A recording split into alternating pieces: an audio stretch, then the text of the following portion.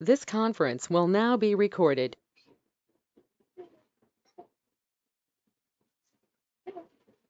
No.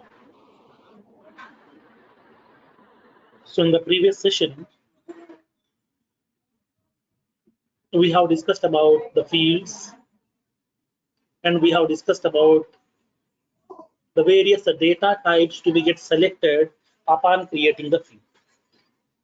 Whenever we are creating a field inside the object, we have to specify what type of data that particular field can store.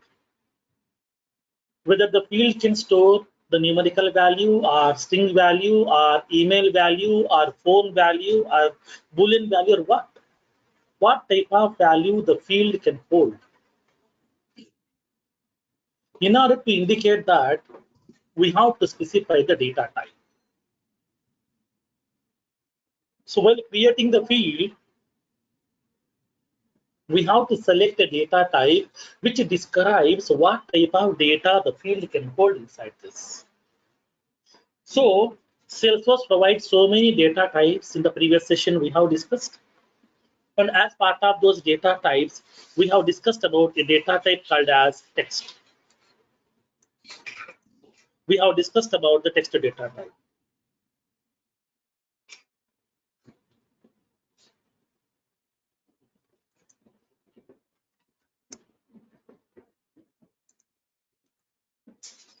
Now, so now as part of this text data type will allows us to store the alphanumerical values along with some special characters up to 255 characters length, not more than that.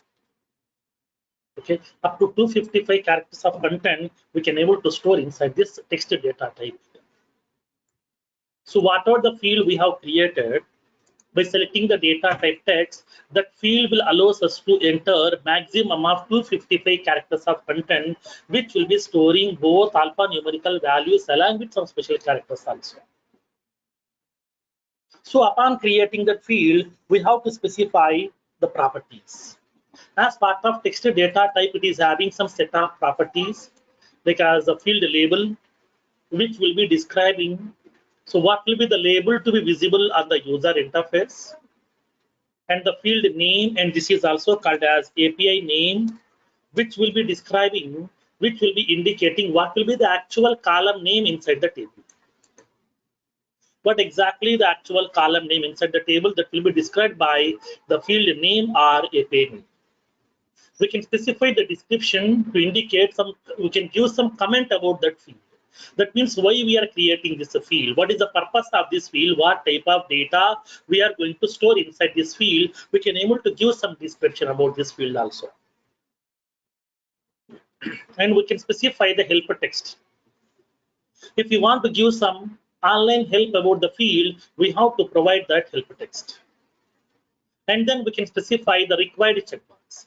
Required checkbox is used to indicate whether this field is a mandatory field or not.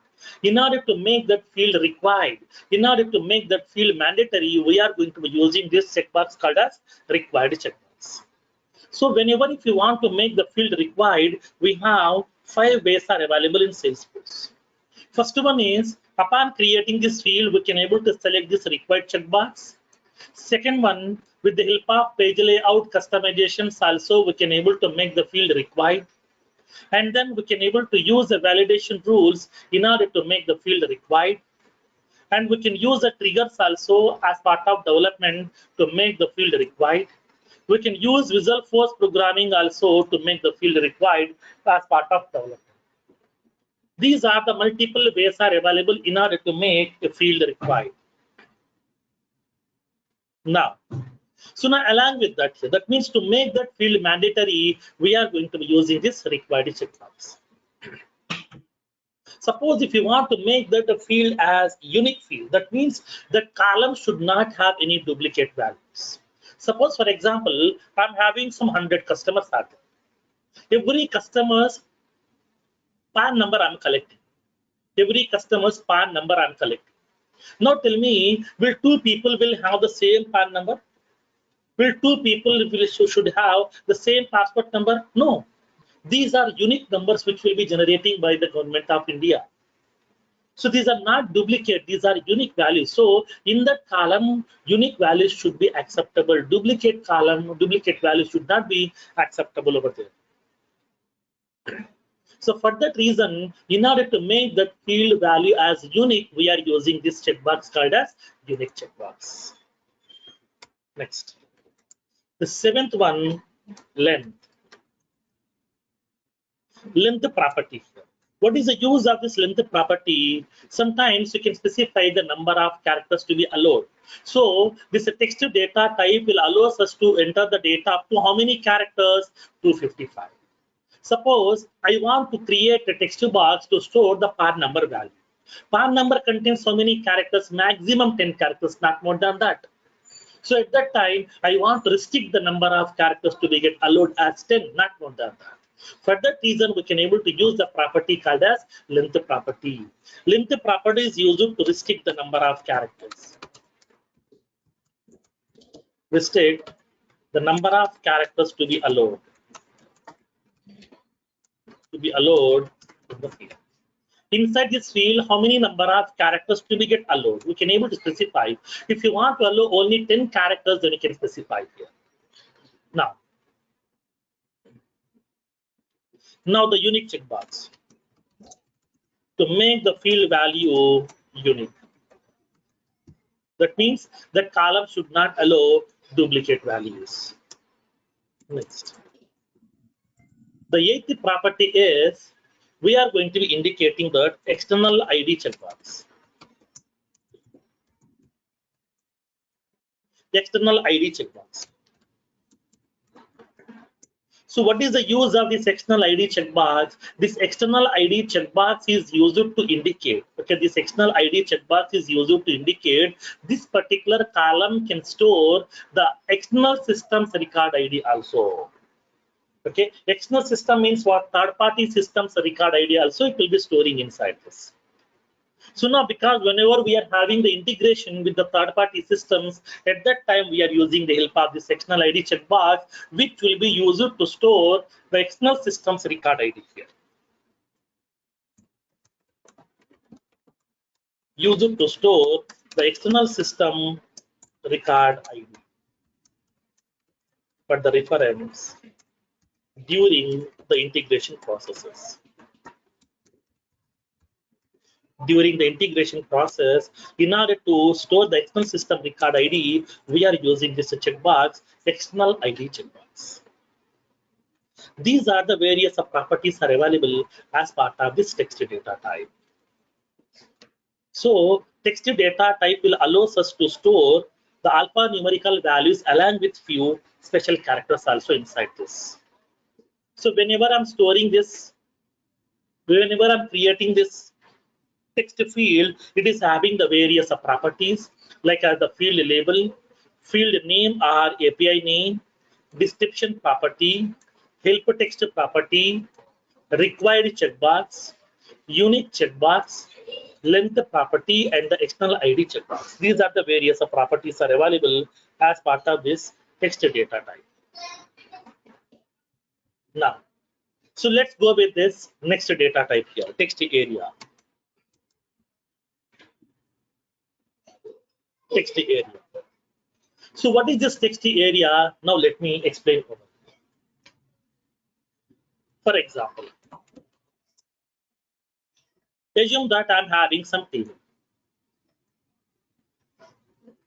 So this is the table which is having some fields inside this. Like for example, Salesforce is giving some default fields, which is giving some ID field, name field, owner field. Like that, it is having the fields which is given by Salesforce. Now these other fields are available. We have ID field, name field, owner field, and then some more fields are also available here. Now, today I want to create a field with the name address. because I want to store the address of a field. For that one, I would like to create a field with the name some address. I want to create an address field which will be having the name on this address underscore.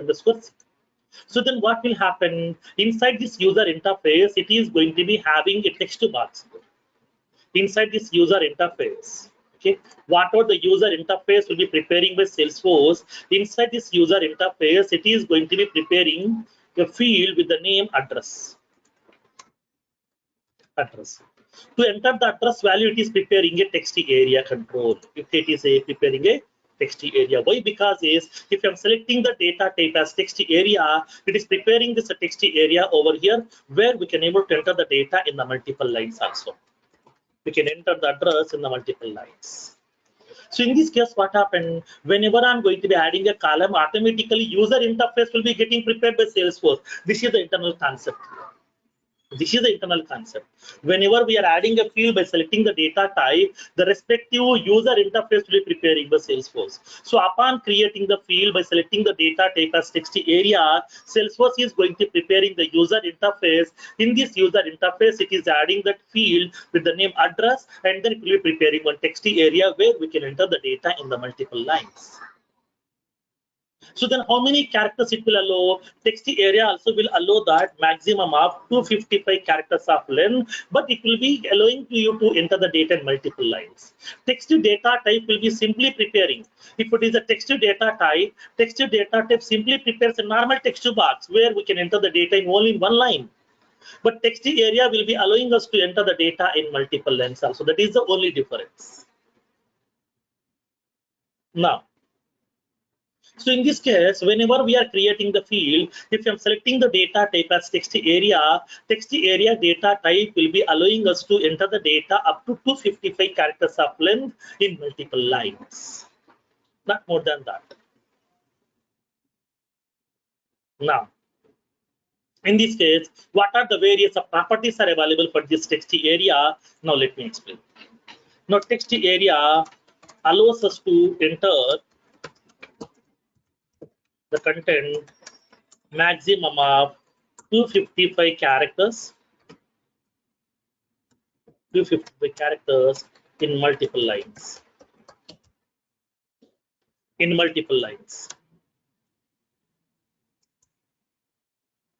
Now, so in this case, what are the various properties are available? The first 4 properties are common for every data type. Whatever the 18 data types that we have, for every data type, first 4 properties are common. First one is field label, which is used to indicate what label should be visible here. So here, what label you want to make it visible? Here I would like to indicate, okay, like as some PAN number. So this is the label I want to show. For that reason, here we are going to be indicating the label over here, along with the text box, what label to be visible in the user interface. Next, the second one, the field name or API name. That means inside this particular table, what is the column name over here? To indicate that we are using this field name or API name property.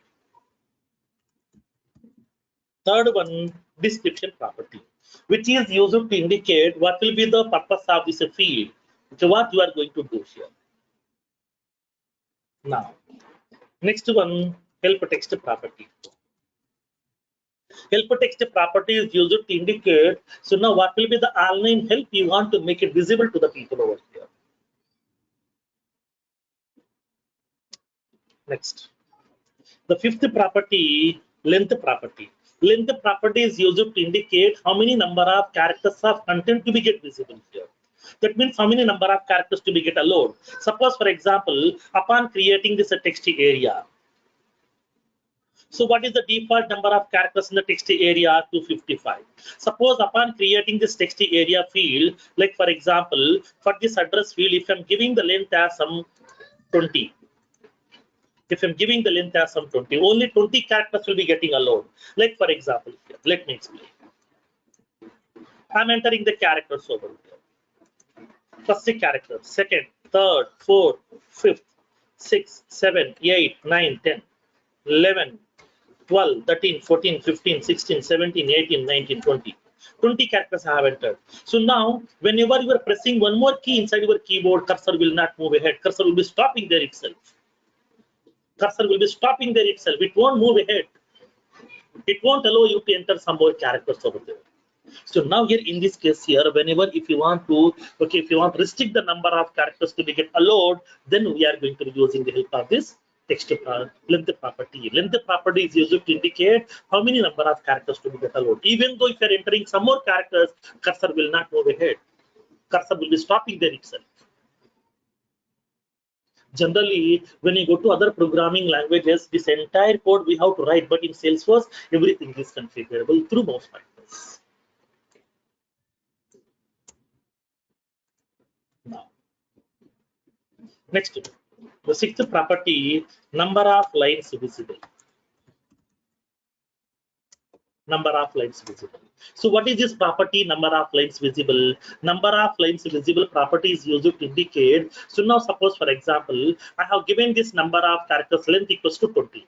For example, I'm entering 2 characters per line here. Now, third character and the fourth character in the next line. And then here I'm entering 2 more characters. Like that, how many characters, how many lines will be there? 10 lines. Totally, now total number of characters 20. Per row, I have given 2 characters. Like that, totally 10 lines will be there. So do you want me to display all the 10 lines of content over here, which will be occupying more content, which will be occupying more size on that user post page, on that user interface? So I don't want to display. Please display the first 3 lines of content, or please display the first 5 lines of content. Remaining content we can able to see by using this scroll bar, so that here we can able to indicate how many lines of content to be visible. Remaining content we can able to see by using that scroll bar here. You will be having the scroll bars are available. With the help of that scroll bar, we can able to see that remaining lines of content also. That facility will be available to you. So we can able to see that remaining content by using that scroll bar itself. So that facility will be available to you. In this case, how many number of characters to be get visible at a time, we can indicate that. Remaining content we can able to use this scroll bar, and then we can scroll down that, and then remaining content we can see. For that reason, we are using the property called as number of lines visible property. These are the properties are available as part of text area. Text area data type allows us to enter maximum of 255 characters of content, okay, in multiple lines. We can enter the data in multiple lines, not only in single line, we can enter the data in multiple lines also. Okay, now. Next one, text area long. So what is this text area long data type describes? Text area long data type describes whenever if you want to store some long content, nothing but more number of characters. As of now, we have discussed text area. Text area will allow how many characters? Maximum 255. Sometimes I want to enter more than 255 characters of content. I want to give some description about a particular person. I want to write 1 paragraph of information, 2 paragraphs of information, 1 page information I want to store. So I need more number of characters to be get allowed than what we can do. In this case, Salesforce has given a data type called as text area long, where text area long will allow us to enter maximum of 1,31,072 characters. 1,31,072 characters of content will be getting allowed.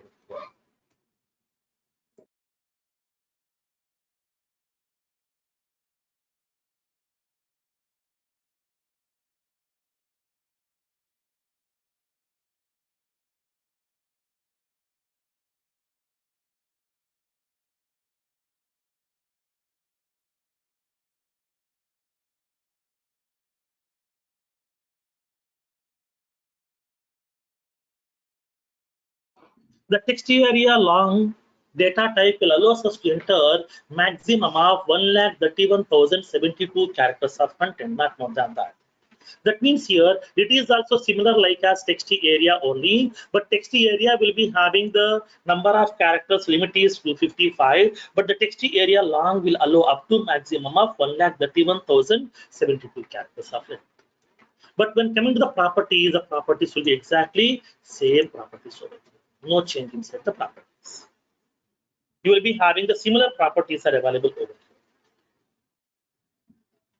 here. We are having the same properties like as text area. Next, text area rich. What is the use of this text area rich control? Text area rich is also one of the text area control which will allow us to enter the maximum of 255, so the 1,31,072 characters of content in the multiple lines along with formatting options. Okay, it allows us to enter the content maximum of 1,31,072 characters of content in the multiple lines along with the formatting options. Formatting options. What do you mean by these formatting options? Formatting option understands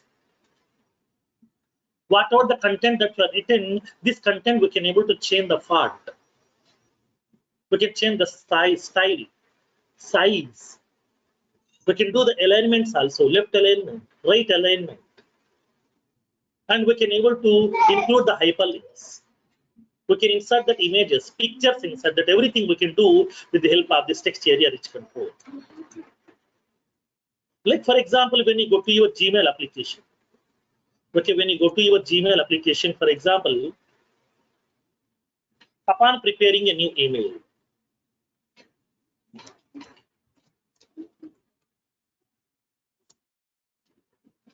if you want to prepare a new email to be get sent to the people, then what we can do, we are using the option called as compose option. Through the compose option, we can able to prepare a new email which we can able to send to the people over. Now click on compose. Now here it is preparing one text box over here. In order to enter the content, it is preparing one text box to you over here. Now this is the text box. Here we can able to type the information. Once the information has been getting prepared, we can able to do the formatting also. For that one, Salesforce, the Gmail has given the formatting option. This is the tool. Now this feature is called as, this component is called as formatting options here. Like as we can able to change the font also, size also, style also. We can do that alignments also, left alignment, right alignment also, and we can able to do that inserting the images, pictures, everything we can do inside that. For that reason here, in order to make the content look like attractive, we are using the help of that text area rich control. Text area rich control will be also similar like as text area, but it is giving some additional functionalities that we can able to have the formatting options also inside this. No. So when coming to the properties, you will be having the same properties are available here also. Okay, you will be having same properties are available as part of text area rich control also. Okay. The next one, checkbox data type. So what is this checkbox data type? Generally, checkbox is looking like as what? Now let me explain. Checkbox will be looking like this one. This is the checkbox, and this is also a checkbox. So this is the checkbox over here. Generally, checkbox will be unselected, or checkbox may be selected also. Checkbox may be selected also. Whenever the checkbox has been selected, this is called as a checked state. Checked state. If the checkbox is unselected, this is called as unchecked state. Unchecked. So now, whenever the checkbox is selected, it is returning the value as true. Whenever the checkbox is unselected, it is returning the value as false. So checkbox data type returning what? Either true or false. Okay, either true or false. In order to indicate whether the customer is active or not. In order to indicate whether the product is available in the stock or not. In order to indicate whether this product can be selected to buy the product or not. So in this case, we need to provide some checkboxes also. So at that time, whenever if you want to prepare a checkbox on the user interface, then we are using the help of a data type called as checkbox data type, where checkbox will be storing either true or false values. Sir, don't you need to correct it as false in Yes, the unchecked? I will do that. Yeah, I will do that.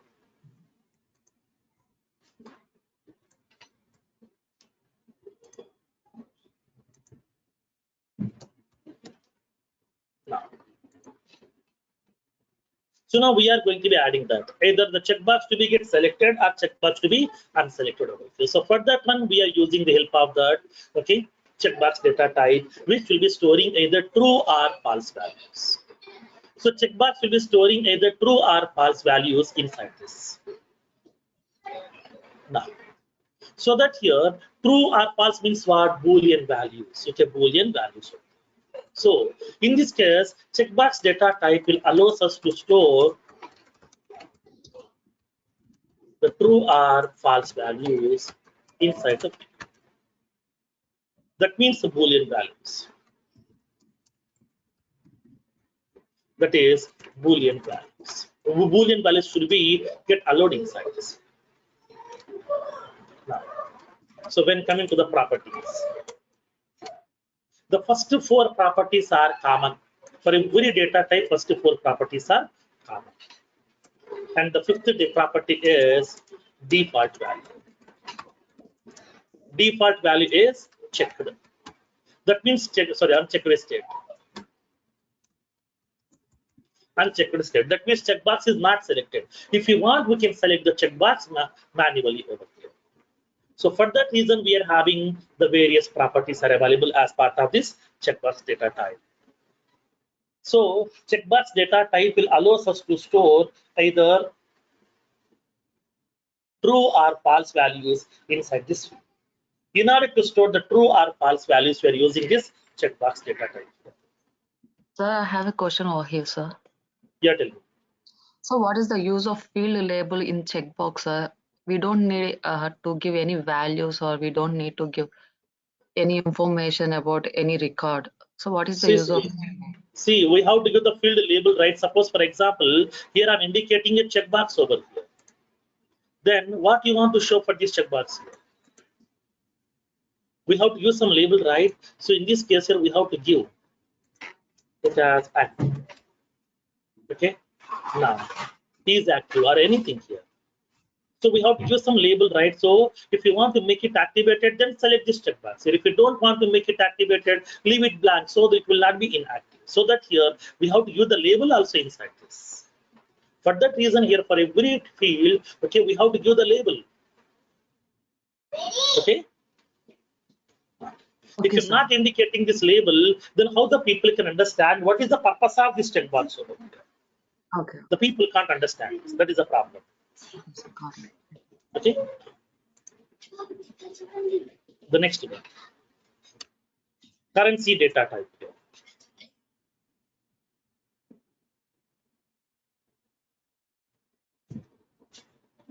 Currency data type. So what is the use of this currency data type? Currency data type will allow us to store the currency value. It allows us to store the currency value. Currency value here. So currency value means what here? Now let's see. Currency in the sense of money. Okay, I want to store the value related to the money. So in this case, how we are going to storing this currency value over? Now, for example, let's see in this case. For example, I'm having that. The text box called as salary amount. Now given the value as some 40,000. So whenever I'm going to saving this particular record, then it is going to be indicating this, the value like this, salary amount 40,000. So what is this 40,000? Is it $40,000? Is it 40,000 rupees? Is it 40,000 pounds or what? What it is basically? We have to indicate that. For that one, Salesforce is going to be adding the currently configured currency symbol over here. So it is adding the dollars by default. Because the default currency symbol in Salesforce is dollars. It is indicating $40,000. Now here you can raise a question. Sir, can you change this to our own country related currency? Yes. Because we have so many countries are available in the entire world, every country is having its own currency. So we can able to change the currency symbol also. Instead of displaying like as a dollars, we can able to show the currency symbol also. The facility is available. How to change that, we'll see practically. So currency data type will allow us to store the currency values. But currency value will be of type what? It may be purely integer, it may be decimal also. It may be purely integer, it may be decimal also over here. Sometimes here I would like to store the salary. Sometimes I want to store the salary like as some 12,500.50 paisa. Sometimes I want to pay the provident fund, or I want to pay some service tax to the government. So what is that service tax? Like as some 75 rupees 25 paisa. Like that, they're calculating some service tax, they're calculating some GST. So in this case, so whenever we are calculating these currency values, because provident fund, or it may be service tax, it may be income tax, these are all comes under currency values here. Money, we're dealing with money here. So at that time, we can store the exact value also. Like as we can store only integer part, we can store the decimal part also here in this case. So in this case, currency data type will allow us to store the currency value, nothing but numerical value along with the decimal points also. So how many digits we can able to store inside this currency data type? It allows us to store. It allows maximum of an 18-digit number. 18-digit number, including decimal points. Including decimal points. Including decimal points, we can able to enter a maximum of 18-digit number inside this currency data type over here. Now, so whenever I'm storing this currency value, then inside the database, it is storing this currency value along with the currently configured currency symbol inside your organization. Whatever the currency symbol has been configured inside your organization, along with that currency symbol, it will be displaying that value.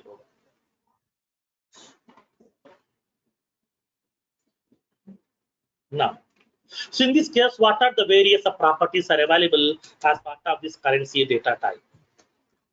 We are having the properties. The first 4 properties are common as usual. First 4 properties are common. 5th property is required checkbox. That means to make that field required, to make that field mandatory, we are using the help of required checkbox. To make that field required, we are using the help of required checkbox. Next, length property. Length property is used to indicate how many number of characters to be get allowed. Okay, how many number of characters, sorry, the digits to be get allowed here. So now number of digits to be allowed. And then 7th property is number of decimal digits. That means we can indicate how many number of decimal digits to be get allowed here. We can able to specify the number of decimal digits also.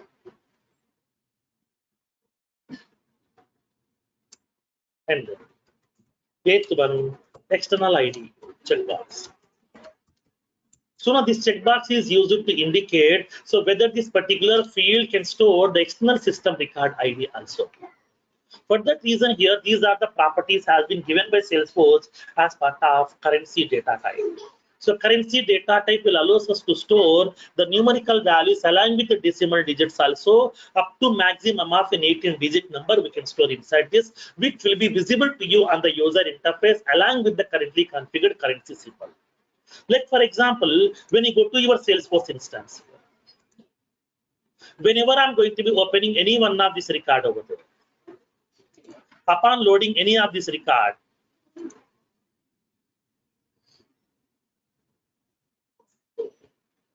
suppose when you open this account records, any of that account record, see, it is representing this currency symbol over here. Annual revenue will be getting visible over here. It is going to be representing this currency symbol here. Along with that currency symbol, we can able to see these values also. That facility will be available to you over here. Okay. If you want to change the currency, then you can change.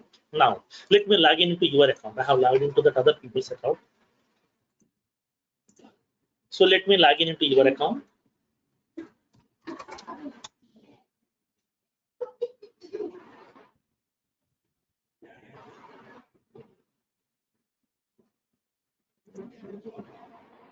Now, it is indicating your currency value When you go to this accounts, it is indicating the currency value as dollars, because here the default currency giving by the Salesforce is dollars.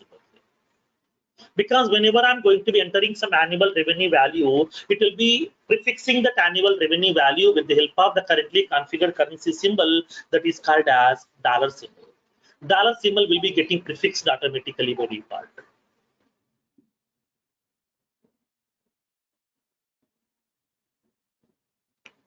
Now, so now here in this case, so if you want to change this currency symbol, then how? How can we change this currency symbol? If you want to change this currency symbol, then we can go with the navigation. Click on this setup menu. Okay, click on the setup menu. Go to the administrator menu in the left panel. Go to the administrator menu in the left panel. Click on company profile and expand it. And click on company information link. There is a link called as company information link. So click on this company information link. Click on this company information link. Now it is providing your organization details. Company means your organization details. Here it is indicating that the default currency locale. The currency locale is it is indicating English United States dollars. The default currency symbol is US dollars.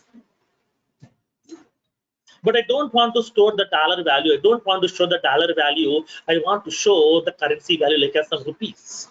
So then what we can do, click on this edit button and then go to the currency settings section here.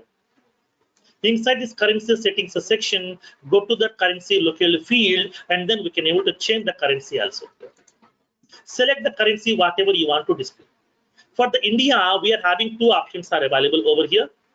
For India, we are having two options are available, like as English India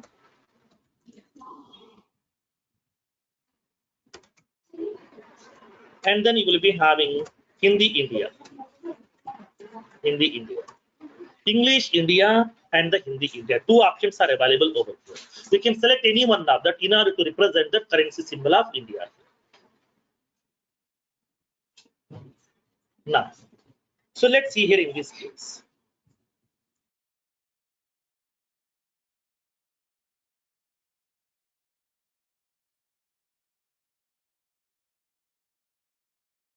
Now, so now select this currency symbol. So I'm selecting the currency symbol as English India. English India. I'm selecting the currency symbol as English India. So as of now, how the currency value will be look like, let me show you. Let me open this account records. Here it is showing like as dollars. Now let me save this changes over. I'm changing it to English India. Now click on save button. Automatically the currency will be changing to the rupee symbol. Now just to refresh this user interface, you will be able to see that symbol that is called as rupee symbol will be getting visible over here. Okay, so that depends upon your organization, depends upon your country to which you are associated, we can able to change that currency symbol also. Now, in this case here, we can raise a question. Sir, suppose for example, if my complete business is running from India, I can select that currency as rupees. Because in India, the currency will be using in terms of rupees. Suppose if I'm from US, then we are dealing with in terms of dollars. So in this case, suppose for example, my business is running in multiple countries. We have a branch in India, we have a branch in US, we have a branch in Middle East, we have a branch in Japan, we have a branch in China. In multiple countries, my business has been expanded. In each and every country, there is a different currencies available. Then how can we display multiple currencies? Do we have any facility? Yes. Salesforce has given that facility called as multiple currencies also we can use. So how can we use that? Just to go to the company information link, click on this edit button. Here inside this currency settings section, we have a checkbox called as in the currency settings section, we have a checkbox called as activate multiple currencies. Activate multiple currencies option so that we can able to see the multiple currencies also over here.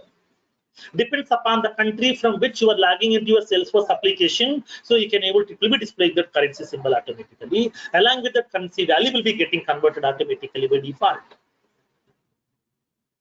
So in this case, okay, now here in this case, so depends upon the country, depends upon the location from which you are logging into your Salesforce account, then Salesforce is going to be identifying the country will comes under which region, sorry, the which particular the currency, what is the currency of that country, and then what is the value of that currency. It will be converting that value, it will be displaying inside your text box.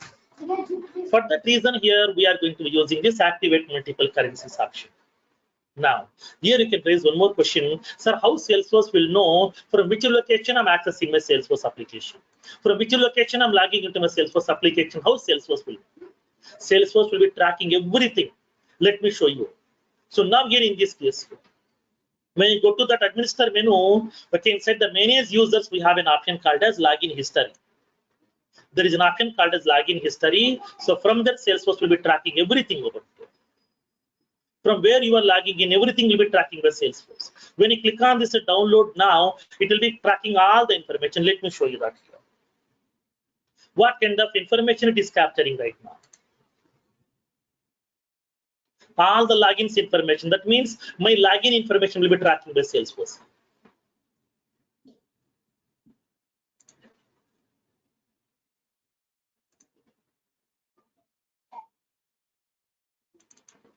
Now, let's see, it is indicating that information over here.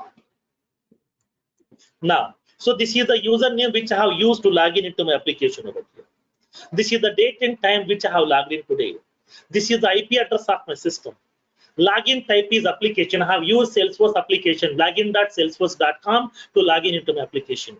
My login is successful. Suppose if I'm entering the wrong password, it is tracking this invalid password you have entered. And then I'm using Chrome 83 version of the browser to log in into my application, to access this application. I'm having Windows 7 operating system inside my local device. I'm using the browser to access the application over here. It is indicating that login, how I have logged into my application by using that login.salesforce.com URL. This is the protocol Salesforce will use. This is the encryption code we'll be using in order to encrypt the data over here. This is the country from which I'm logging into my application. This is the country name. This is the subdivision, that is Andhra Pradesh. And this is from the city like some Tenali. This is the postal code of my location over here. This is the latitude of my location. This is the longitude of my location. This is the protocol which it is using. See, entire information has been tracked by Salesforce internally. Entire information has been tracked by Salesforce over there. A quick question, sir. Now, Yeah. Because you're logged in from India, so let's say a person logs in overseas, even there, all these details will fill in? Yes, everything will be tracking by Salesforce. Okay, thank you. Okay. Yeah. So now here in this case, depends upon the location, it will be tracking the whole information. Whenever you are logging into your Salesforce application, it will collect all the details over from which you are logging in, from which location, what is the city name, what is the IP address of that system, and then what is your PIN code, what is that latitude, what is the longitude, everything will be tracking by Salesforce automatically, that is storing inside the database. So based on this country name, whatever the country from which I'm logging into my application, based on this country name, it will be verifying the respective currency. Based on that currency value, it will be displaying this value inside this. So internally, Salesforce is having the currency conversion option also. Currency conversions options are also available in Salesforce by default. Okay. Now, these are the various properties are available as part of this currency data type. Yeah, tell me. But can't we have an option to select the currency by our own? Yes, you can select that. Whenever you are activating the multiple currencies, you can select your own options also. Which currency you want. Thank you. Okay. Now.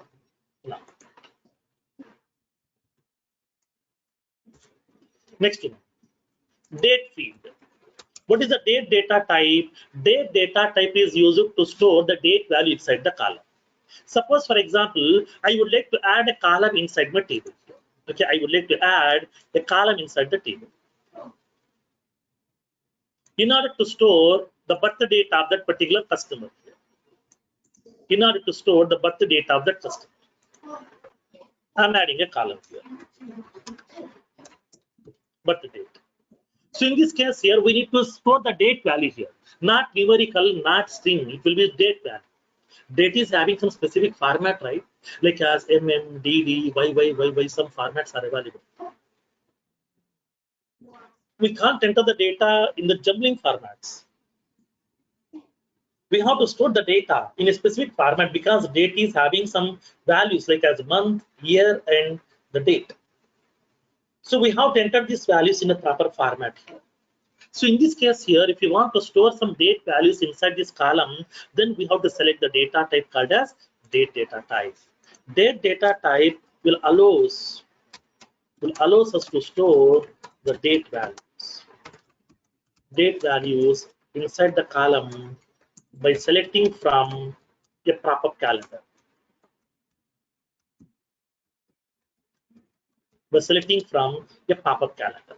Pop-up calendar means what? Salesforce is going to be preparing a calendar to you. Like for example, let me show you. Whenever if you are going to be creating the record, for example, I'm selecting like as some contact. I'm creating a contact. Here we can able to select that.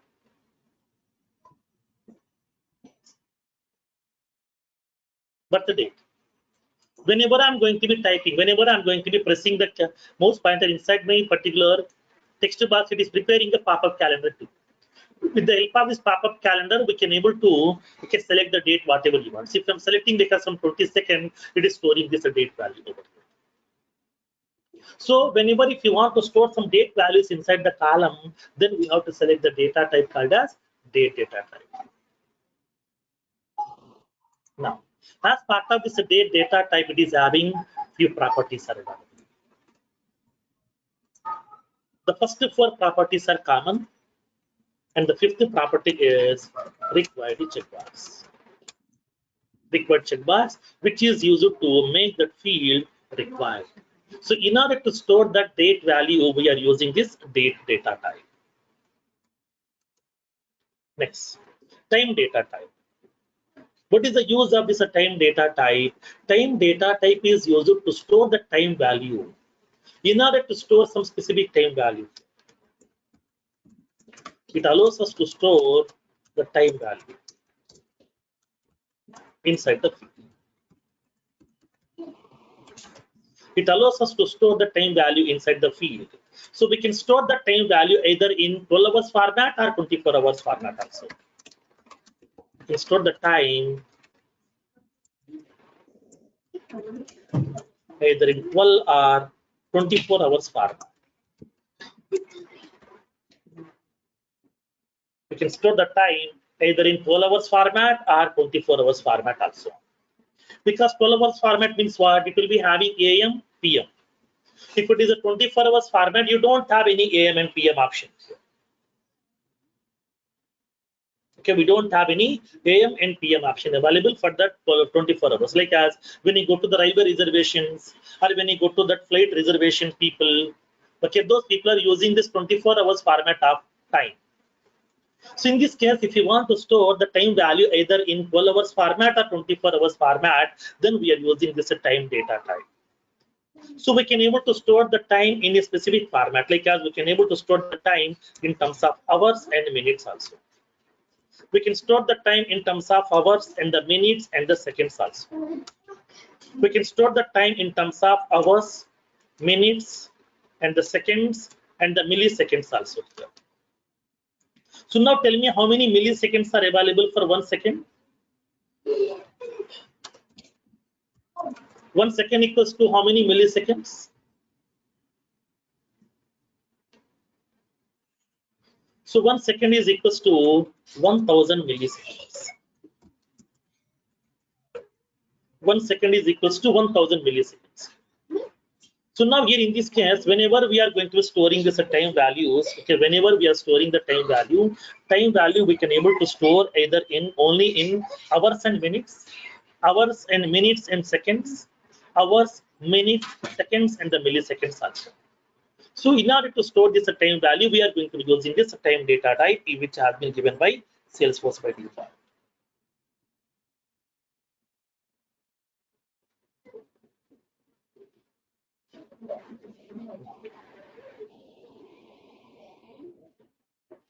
The next one, as part of these properties here, we are having the same properties like as, okay, the date data type. We are having same properties like as date data type. Next, date type. Along with that, here we are having required checkbox in order to make that field mandatory. Next one, date time. Date time data type is used to store both the date and time values stamped inside that single column. Sometimes I want to store created by, last modified by. That will be having what? Both the date and time values available. Like for example, when you go to that record, for example, when you go to a record, you take any of the record, whatever we have. When you observe these fields, okay, created by and the last modified by, these fields will be having date and time value both. Will be having date and time values available here. So if you want to store both the date and time values inside that field, then we have to use the data type called as date time data type. Like for example, I want to schedule a meeting. I want to schedule a client call. Then at that time, when in a specific date and a specific time, that will be having some starting time, that will be having some ending time over here. So at that time, we can able to go with that date time data type here. Now, it allows us to store both the date time stamp value inside the field. Now, the properties. When coming to the properties, we are having the same properties like as your date and the time. Date data type, time data type, and date time data type will be having same properties inside this.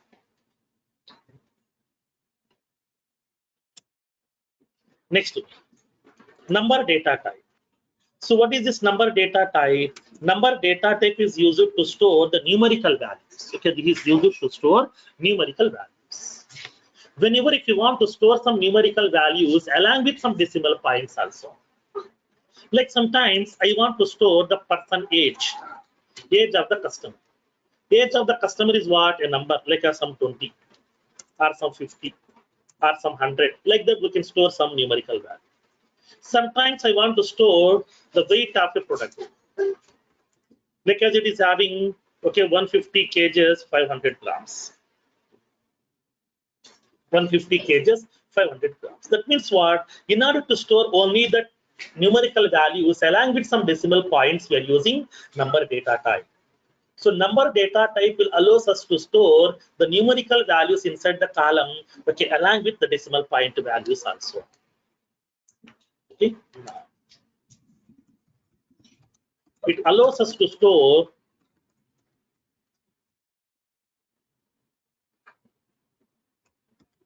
numerical values along with the decimal points.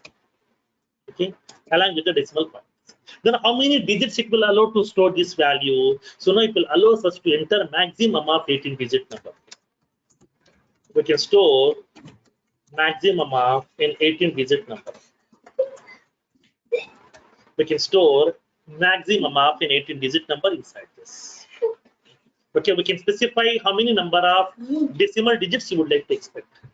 How many number of decimal digits you want, you can able to specify inside that also. The facility is available as part of this number data type. Now, so let's come to the properties. When coming to the properties, first 4 properties are common. And next one, we are having that required checkbox. 6th one, length property, which is used to indicate number of digits to be allowed. How many number of digits to be get allowed inside this particular field over here? We can able to indicate this. And then number of digits, okay, for decimal, okay, number of decimal digits. How many number of digits to be get allowed for the decimal point over here? Number of digits to be allowed for decimal point after decimal point.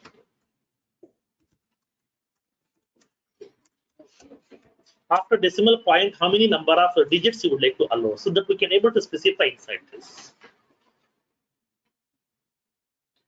Next, we are having this external ID checkbox also, which is used to indicate inside this it can able to store the external systems record ID also inside this. These are few properties are available as part of this number data type. So number data type will allows us to store the numerical values along with the decimal digits also, depends upon your application requirement.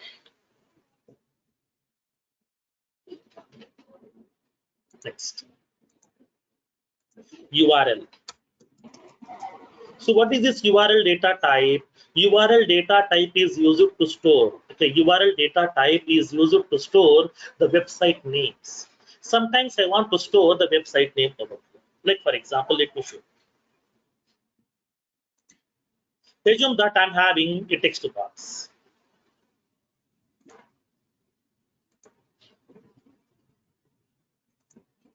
I'm having a text box over here. In order to enter some website name. For example, I have given the website name as www.somegmail.com. So whenever I'm going to selecting the data type like as some URL, so upon saving this record, okay, whenever you are saving this record, then it is going to be displaying this particular website name like this, because website http www.gmail.com. It will be indicating like as a website name, and along with that hyperlink also. It will be displaying along with that hyperlink also inside this.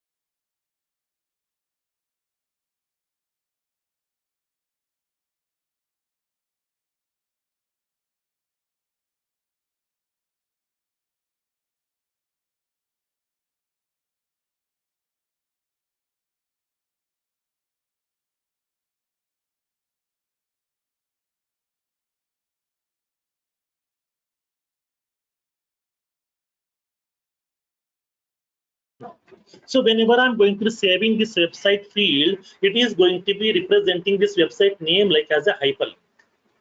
It will be representing like as a hyperlink. So whenever once you click on this hyperlink, directly that website will be getting open for you. So for that reason here, it is going to be storing this website name or whatever the path of the web application or whatever the URL we have entered, that will be representing or storing in the form of a hyperlink, so that upon click on this hyperlink, it will be redirecting the user to that specific website directly over here. For that reason, it is going to be using the data type called as URL data type. Okay. Now,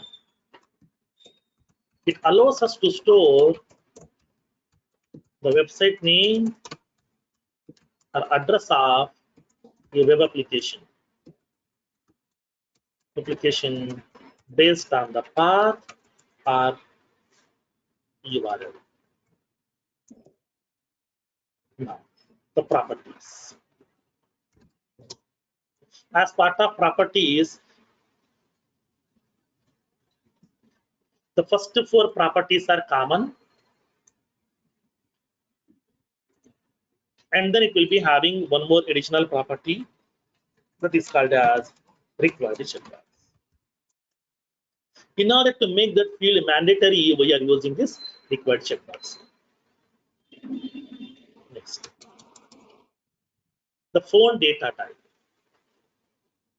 Phone data type is used to store that contact number values. In order to store the phone number values and the fax number values, we are using this phone data type. Then in this case, you can raise the question, sir, phone is of type a numerical value? No. Like here, whenever I'm going to be entering the phone number, for example, I'm giving that contact number like this. I'm giving the contact number. Whenever I'm saving this record, that means upon saving this record, it will be displaying the contact number like this. Whatever the contact number we have entered, that will be converting into the US phone number format automatically by default. It will be converting like this. It will be converting that phone number into US phone number format automatically. So I'm entering the contact number like this, but it will be converting into US phone number format automatically. Like for example, let me show you practically here. When you try to create a new record, I'm entering that phone number value over here. Okay, home phone. I'm giving the home phone like as all are 9s. So whenever I'm going to moving the cursor to the outside, it is converting this phone home phone into the phone number format automatically by default. So that here, if you want to store the phone number values and the fax number values by converting into the US phone number format by default, then we are using the help of the phone data type. Phone data type will be allows us to store the phone number value and the fax number values. It allows us to store both phone number and it allows us to store either phone number or fax number values inside the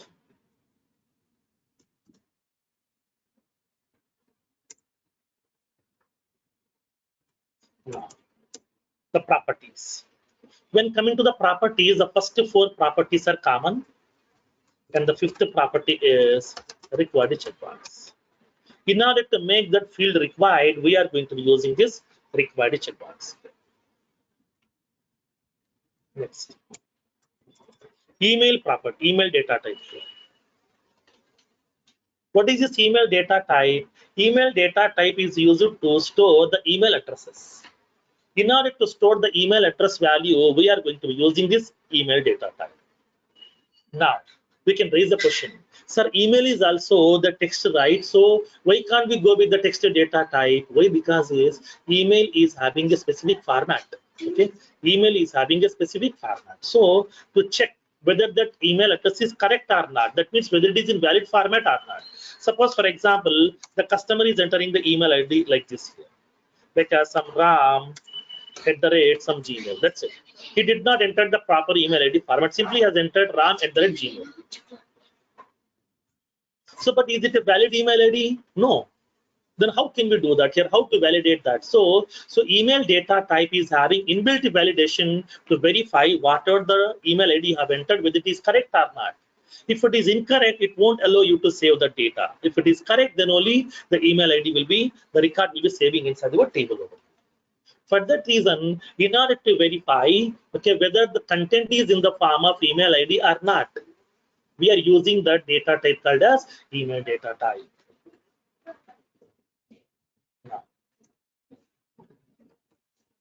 it allows us to store the email ID values inside the field.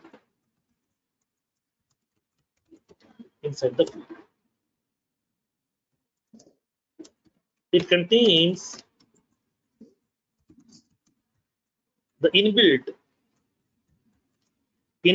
email validation. Inbuilt email validation by default. Now, the properties. So when coming to the properties, we are having the first 4 properties are common. And the next property is required checkbox. Required checkbox. And the 6th property is external ID checkbox. And the 7th property is unique checkbox. That means we can able to make that column to be have unique values over here. It should have the unique values inside this. Next. Why do we need this external ID checkbox for this? Okay. So now external ID checkbox will be used in order to store the external system record ID. That means whenever we are having the integration with the third-party systems, to store the third-party system record ID inside your Salesforce for the reference purpose, we are going to be using this external ID checkbox.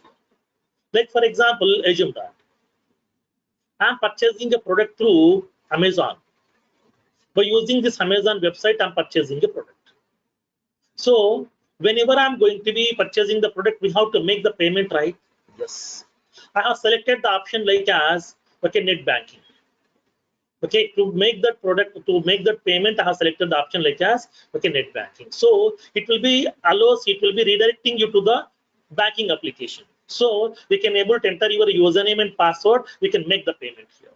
So once the payment has been done, so whatever the transaction ID has been generated, it will collect the transaction ID storing inside the Amazon website here. That means for this particular product, customer has made the payment here through net banking. This is the transaction ID of that payment here for the reference purpose.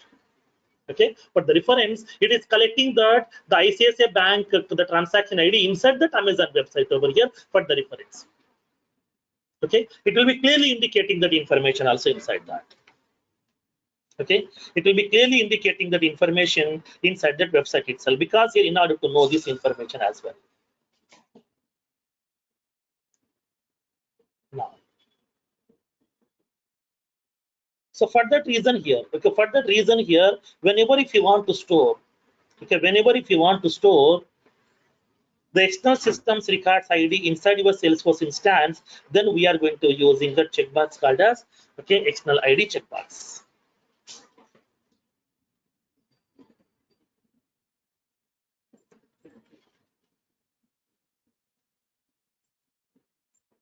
Now, the next one is percent data type. So what is this percent data type? Percent data type will allow us to store the percentage values. Okay, in order to store the percentage values. Like sometimes I want to store some percentage values.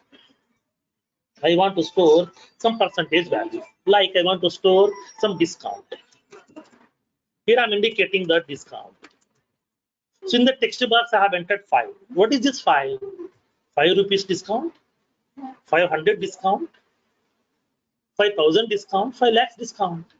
So it is a 5% discount. So that we are going to storing along with percentage values. In this case, what needs to be done? Along with that value, if you want to postfix with the percentage symbol, we are using this percent data type. Whenever I'm going to saving this value, okay, upon saving this value, it will represent that value. Along with that, we will be postfixing with that percentage symbol. Currency symbol will be prefixed. Percentage symbol will be postfixed over there. Okay, percentage symbol will be getting postfixed over here.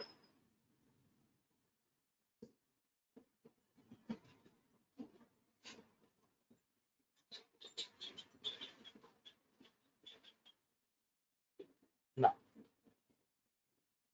so now here in this case, whenever if you want to store that, okay, whenever if you want to store this information over there, whenever if you want to store some discounts information,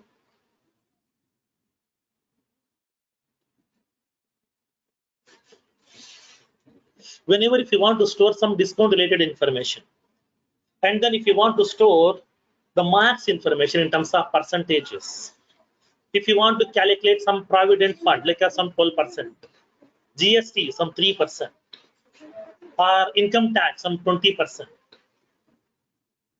or service tax some 5%, like that. If you want to store some percentage values, then we can able to use the help of that percentage data type, which will be used to store the numerical value, because this percentage is what? 5%, 10%, 2.5%, like that. These are nothing but numerical values here. So the percent data type will allows us to store the numerical values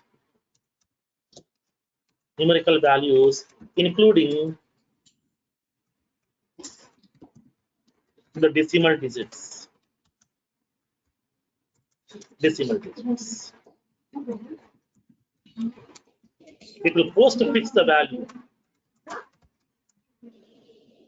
It will postfix the value with percentage symbol. To postfix the value with percentage symbol. For example. Then what are the various properties are available? The first four properties are common as usual. And the fifth property is the length property, which is used to indicate that how many number of digits to be get allowed. Sixth property, number of decimal digits. How many number of decimal digits to be get allowed. And the seventh property, required checkbox. Required checkbox. These are the various properties are available as part of this percentage data type. Okay, now, so we have the 4 more data types, 5 more data types are available. We'll see in tomorrow's session, and then we'll see how to create the fields inside your object also. Okay, how to create the fields inside the object also we'll see in tomorrow's session. One question I have, sir, like while creating tabs, you said we can create web tabs, right? Yes. So that one and this URL field, are they related or like that? No, both are different, madam. Both are different. Both are different. Like Both are so different. that one, when we given a website, that will be like another one completely. This one is related right. to the company we are creating, right? Yes, right. That's it. Got it.